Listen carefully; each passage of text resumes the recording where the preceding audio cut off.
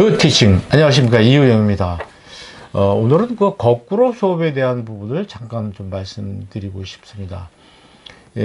자기주도적인 어떤 학습 방법 중에서 여러 가지가 있지만 그 중에서 좀 효과적인 것 중에 하나가 바로 이 플립드 러닝이라는 것 아닌가 생각을 합니다. 플립드 러닝이라는 것은 이제 우리가 보통 학습을 종전에는 이렇게 왔잖아요. 일단 수업 시간에 수업을 듣고 본인이 뭐 복습을 하고 이렇게 해서 수업을 완성시켜 나가는 것이죠. 학습을 완성시켜 나가는 방식이었습니다.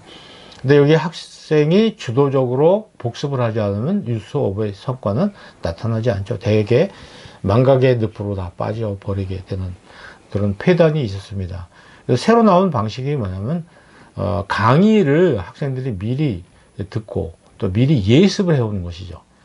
미리 예습을 해와서 수업 시간에는 자기가 모르는 것만 서로 토의해서 수업을 완성시켜 나가는 그런 방식이라고 이제 간단히 설명을 해 드릴 수가 있습니다.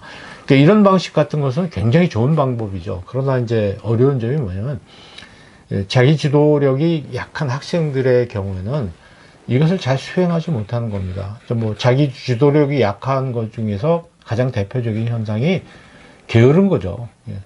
집에서 예습을 안 해오는 겁니다.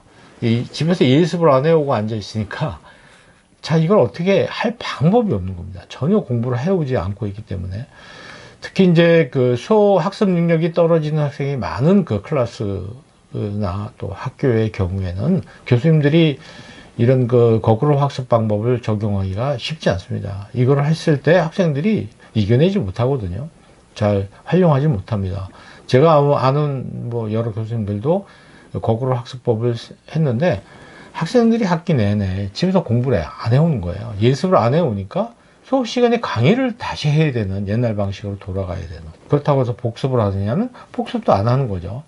그래서 이제 한계를 많이 느끼는데 수업이라는 것은 학습자와 그 교수자가 굉장히 좀 협력을 해줘야 되는 부분이에요. 근데 교수자는 굉장히 애를 쓰는데 학습자가 따라오지 못한다면, 호응을 안 해준다면 역시 이제 성과가 떨어질 수밖에 없는 것이죠. 그래서 학생들을 어떻게 동기부여해서 따라오게 할 것이냐 하는 이런 대전제가 있다는 것을 생각하시면서 이런 방식, 플립드 러닝이라든지 이런 또 문제 해결 방식, PBL 같은 것들이 있잖아요. 이런 거 할 때는 학생들의 수준에 맞게 적절히 통제하고 어느 정도 더 적절히 위임해주는 방식으로 이렇게 절충해서 해나가는 것이 좋은 방법이지, 무조건 플립드 러닝은 좋으니까 해야 되겠다, 그래서 전폭적으로 이걸 한다든지 하는 것은 상당히 좋은 방법이 아니다, 이렇게 생각할 수가 있습니다. 학생들이 좀 주도적으로 해나갈 수 있도록 주도력을 키워주면서 플립드 러닝을 한다면 평생 학생들이 이런 방식으로 학습을 해나갈 수 있을 거라고 생각합니다. 굿 티칭, 감사합니다.